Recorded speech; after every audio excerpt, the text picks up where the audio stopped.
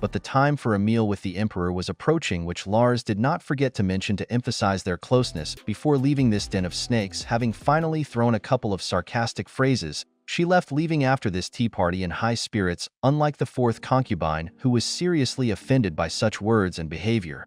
Now she saw in the empress not just her rival but her sworn enemy. Lars stuck tightly in her head, causing her to become more and more inflamed. 𝗧𝗏 recalled how close she was with the emperor once. However, he had cooled off lately. Just as Lars showed up as a result, the girl firmly decided to achieve the expulsion of the empress from the palace at any cost. It couldn't be that His Majesty really had feelings for her. Noticing workers nearby who were painting the walls, 𝗧𝗏 immediately came up with a way to annoy our heroine. Meanwhile, Lars was praying before the joint meal. The emperor needs this marriage to get a hostage from Barry, which means that in order to avoid another imprisonment, he needs to prove his worth to him. Luckily, Lars has more than enough information to draw on an offer. While she was preparing for the meeting, the empress received a message, supposedly from the emperor, but immediately realized that this was a trick because he had no need to write to her. However, any trick can be turned to your advantage, which Lars decided to take advantage of. There was no one at the place indicated in the message, and while the heroine was trying to understand what exactly her ill-wishers were up to, she was doused with paint. And 𝗧𝗏 again, who else could it be? Lars simply silently looked at the offenders,